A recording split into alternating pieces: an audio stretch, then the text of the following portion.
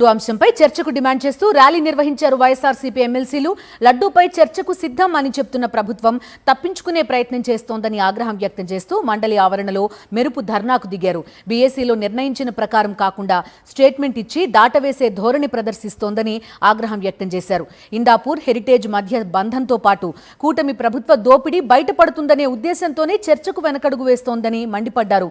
వైఎస్ఆర్సీపీ ఎమ్మెల్సీలు మండలిలో లడ్డూపై చర్చించి నిజాలు బయటకు వచ్చే వరకు ఆందోళన కొనసాగిస్తామని ప్రకటించారు.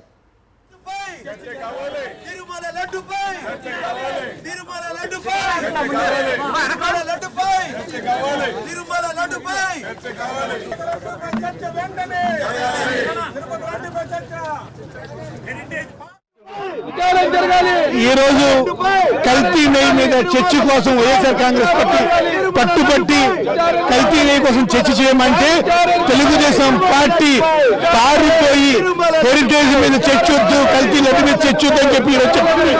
ఈ రోజు ఇదే తెలుగుదేశం పార్టీ ఏం చెప్పింది, చంద్రబాబు నాయుడు ఏం చెప్పాడు, పాలులో నెయ్యిలో గొడ్డి మాంసం కలిసింది, గొడ్డి నెయ్యి కలిసింది, పంది నెయ్యి కలిసింది, పంది ఆయిల్ కలిసిందని రకరకాలుగా తిరుమల వారిని అవమానించిన తెలుగుదేశం పార్టీ ఈరోజు కల్తీ నెయ్యి కోసం చర్చకి రమ్మంటే పారిపోయారంటే వీళ్ళు ఏమనుకోవాలి? ఖచ్చితంగా మేము వదిలేదు లేదు. హెరిటేజ్ మీద చర్చ జరగాలి. మొత్తం ఇందాపూర్ డైరీ కాదు, అన్ని డైరీలకి మూలం హెరిటేజే. అన్ని డైరీల ద్వారా అక్రమ నెయ్యిని సప్లై చేస్తుంది చంద్రబాబు నాయుడు అండ్ హెరిటేజ్ మాత్రమే. వీటి మీద చర్చ జరగాలని వైఎస్ఆర్ కాంగ్రెస్ పార్టీ డిమాండ్ చేస్తుంది.